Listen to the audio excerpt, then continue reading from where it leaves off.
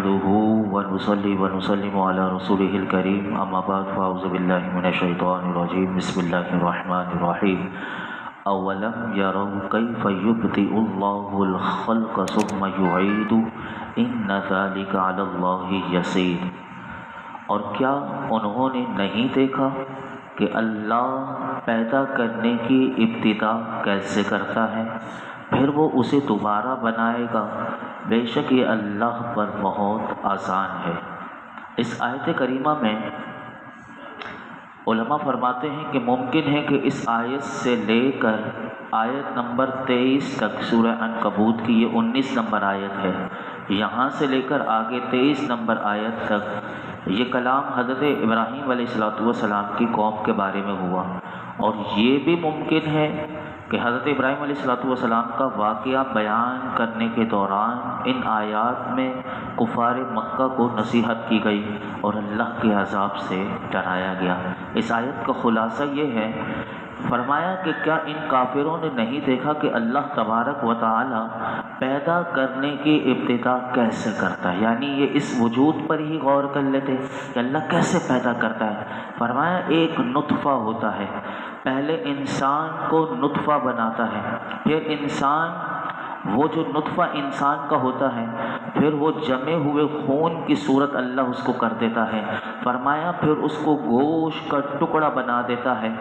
اس طرح درجہ بدرجہ اس کی تخلیق کو، ایک انسان کی تخلیق کو مکمل کرتا ہے۔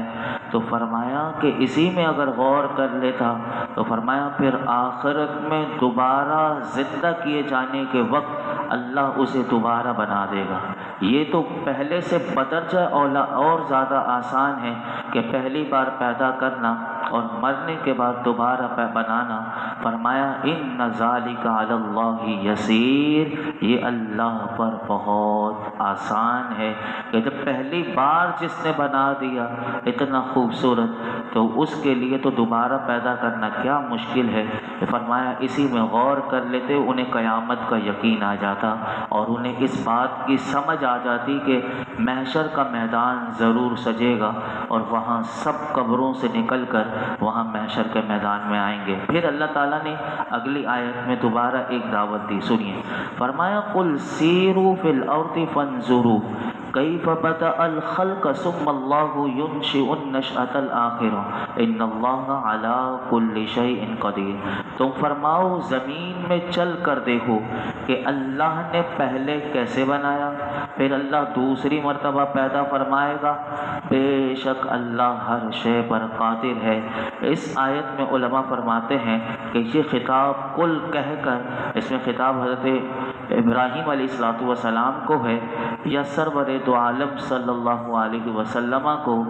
مقصد یہ ہے کہ اے منکرین قیامت، یعنی قیامت کا انکار کرنے والوں، اللہ تعالیٰ تم سے فرماتا ہے تم مختلف ممالک کی سیر کرو، وہاں تمہیں رنگا رنگ کی مخلوق نظر آئے گی جو اپنی شکل و صورت کے اعتبار سے، اپنی خصوصیات کے اعتبار سے، اپنے اثرات وغیرہ سے ایک دوسرے سے بالکل مختلف ہیں۔ آپ دیکھ لیجئے پاکستان والے، ہندوستان والے، اسی طرح ہر ملک والا دوسرے ملک میں اپنی شکل و صورت کے لحاظ سے، اپنی خصوصیات کے اعتبار سے، اپنے اثرات کے اعتبار سے ہر ایک دوسرے سے مختلف ہے۔ تو فرمایا غور کرو جس قادر مطلق نے ان میں یہ خوبیاں اور مخصوص صلاحیتیں عطا کر کے انہیں پیدا کیا ہے، تو پھر وہ تمہیں دعوت فکر دیتا ہے اے منکرین قیامت کہ اس رب العالمین جو ہر چاہت پر قادر ہے اس کے لیے کیا مشکل ہے کہ وہ دوبارہ انسان کو زندہ کر دے۔ اللہ اکبر، یہ اللہ تعالیٰ نے اس میں دوبارہ دی۔ اب جو اگلی آیت آ رہی ہے وہ بڑی قابل غور، وہ بھی سنیے کیا رب نے فرمایا یعذب من یشاء ویرحم من یشاء والیہ تقلبون، سزا دیتا ہے جسے چاہتا ہے، رحم فرماتا ہے جس پر چاہتا ہے اور اسی کی طرف تم پھیرے جاؤ گے۔ اللہ اکبر۔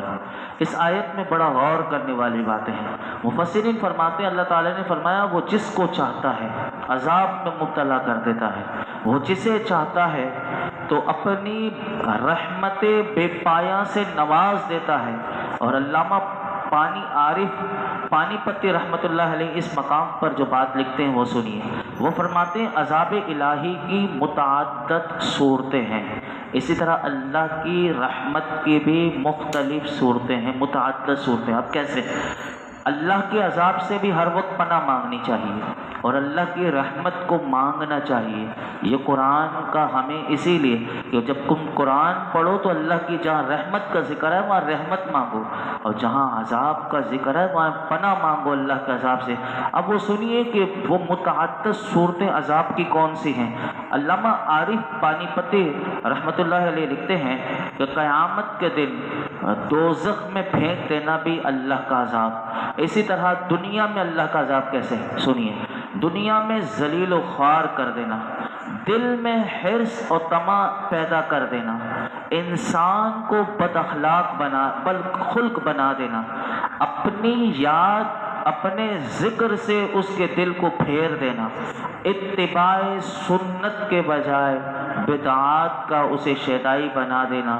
فرمایا یہ سب اللہ کے عذاب کی مختلف شکلیں ہیں جو دنیا میں ہیں۔ اب کوئی سمجھتا ہے؟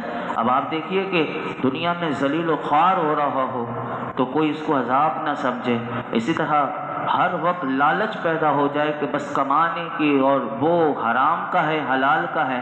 اب آپ یہ دیکھیے کہ بینڈ باجے کے پیسے جو ہیں، یہ علماء نے بالکل واضح طور پر لکھ دیا کہ یہ بینڈ باجے کے پیسے، اس کو بیچنا خریدنا بجانا یہ سب حرام کے زمرے میں آتے ہیں، اور یہ ہماری قوم کو کس طرف لگا دیا گیا، یعنی اللہ کے عذاب کو دعوت دی جا رہی ہے۔ یہ وہ آواز ہے بینڈ باجے کی جو اللہ کو سب سے زیادہ ناپسند ہے۔ اب دیکھیے کہ وہ آوازیں بچوں سے بجوا کر قوم کے لوگوں کو بھی تکلیف، اور یہ اب دیکھیے کتنا بڑھتا چلا جا رہا ہے۔ تو یہ دیکھیے کہ اسی طرح یہ صرف پیسہ کمانے والا مافیا، بس اسے اپنا پیسہ کمانا ہے، وہ نہیں دیکھتا کہ قوم کا بیڑا غرق ہو، ان کی ثقافت کا۔ اب اکثر کو یہ بس 14 اگست یاد رہ گئی کپڑے پہننے اور یہ مختلف چیزوں کو اپنانے کی، ورنہ نہیں پتا کہ یہ تھا کیا 14 اگست، ہوا کیا، جس مقصد کے لیے لیا تھا وہ مقصد آج تک یہاں ان انگریزوں کے کتوں نے، ان انگریزوں کے یہودیوں کے دلالوں نے آج تک اس آئین کو، اس قرآن و سنت کے آئین کو نافذ نہ ہونے دیا، اور 77 سال سے تقریباً یہ ہم پر مسلط ہیں۔ تو یہ دیکھیے اسی طرح اب بد خلق بنا دینا، اپنی یاد سے اپنے ذکر سے دل کو پھیر دینا، یہ اللہ کا کتنا بڑا عذاب ہے۔ اب کسی کو اللہ کی یاد نہ آئے، اس کا ذکر کرنے میں، اللہ کے ذکر میں اس کو لطف نہ ملے، تو یہ کتنا بڑا عذاب ہے۔ تو ہم اس مقام پر آپ نے بھی دعا کی، پیر کرم شاہ صاحب نے، میں وہی دعا ہم سب مل کر کرتے ہیں۔ الہی تجھے واسطہ اپنے محبوب بندے محمد مصطفیٰ علیہ الصلاۃ والسلام کا کہ ہم سب روسیہ خطا کار کو اپنے ہر قسم کے عذاب سے بچا لے، ہمارے ماں باپ کو بھی، ہماری ذریت کو بھی، اور میرے آقا علیہ الصلوۃ والسلام کی ساری امت کو اپنے ہر قسم کے عذاب سے بچا لے، آمین یا ارحم الراحمین۔ اسی طرح اب آئیے، یہ تھا عذاب کی متعدد صورتیں جو آپ نے لکھی۔ اب اللہ کی رحمت کی مختلف صورتیں کیسے ہوتی ہیں جو اللہ سے ہمیں مانگنی چاہیے۔ تو فرمایا آخرت میں جنت الفردوس عطا کر دینا، یہ اللہ کی رحمت ہے۔ اسی طرح اپنے دیدار کی نعمت قیامت کے دن بخش دینا، فرمایا یہ اللہ کی رحمت ہے۔ دنیا میں اللہ کی رحمت کس کے؟ فرمایا کہ اللہ اپنی مدد سے اسے سرفراز کر دے دنیا میں۔ قناعت یعنی جو اللہ نے دیا بس وہ شکر کرتا رہے، میں راضی ہوں، میرے مالک میں راضی ہوں، جو تو مجھے دے رہا ہے۔ تو یہ قناعت کی دولت جس کو مل گئی یہ بھی اللہ کی رحمت۔ فرمایا اسی طرح حسن خلق جسے مل گیا، اچھی اخلاق مل گئے، اچھی زبان مل گئی، ظاہر و باطن ایک مل گیا، فرمایا یہ سب اللہ کے وہ رحمت ہے۔ اسی طرح اپنی محبت اور اپنی یاد کی طرف دل کو مائل کرنا، اور اپنے حبیب علیہ الصلوۃ والسلام کی سنت پر عمل کرنے کی توفیق دے دینا، یہ سب اللہ کی رحمتیں ہیں۔ ہم اس مقام پر بھی اللہ کی بارگاہ میں دعا کرتے ہیں، اے اللہ اپنے حبیب علیہ الصلوۃ والسلام کے صدقے ہم گناہ کاروں کو بھی اور خطا کاروں کو ہر قسم کی رحمتوں سے مالا مال فرما، اور میرے ماں باپ کو، ہم سب کے ماں باپ کو، ہماری ذریت کو، اور میرے آقا علیہ الصلوۃ والسلام کی ساری امت کو میرے مولا اپنی رحمتوں سے مالا مال فرما یا ارحم الراحمین یا اکرم المسئولین۔ آگے اللہ تعالیٰ کیا ارشاد فرماتا ہے؟ ارشاد فرمایا وما انتم بمعجزین فی الارض ولا فی السماء وما لکم من دون اللہ من ولی ولا نصیر۔ فرمایا اور نہیں ہو تم بے بس کرنے والے اللہ کو زمین میں بھاگ کر اور نہ آسمان میں پناہ لے کر، اور نہیں ہے تمہارے لیے اللہ کے سوا کوئی دوست اور نہ کوئی مددگار۔ فرمایا کہ تم یہ چاہو کہ زمین و آسمان میں کوئی گوشہ تمہیں مل جائے جہاں تم اللہ کی گرفت سے بچ جاؤ۔ فرمایا یہ ناممکن ہے، نہ آسمان میں نہ زمین میں کوئی اللہ کی گرفت سے بچ نہیں سکتا۔ جب وہ پکڑ فرماتا ہے تو پھر کوئی نہیں بچ سکتا، یہ ناممکن ہے۔ آگے ارشاد فرمایا، آگے کا جو مضمون ہے وہ بہت طویل ہو جائے گا، وقت ہمارا مکمل ہو گیا۔ اللہ رب العالمین ہم سب کو قرآن حکیم کا نور اور فیضان عطا فرمائے۔ الحمدللہ رب العالمین والصلاۃ والسلام علی سید الانبیاء والمرسلین وعلی آلہ واصحابہ اجمعین۔ یا اللہ پاک جو کچھ ہم نے سنایا اس میں کوئی غلطی کوتاہی ہو معاف فرما، اپنی بارگاہ ہمیں قبول فرما۔ اللہ ہمیں اپنے ہر قسم کے عذاب سے بچا لے یا اللہ، اپنی رحمتوں سے۔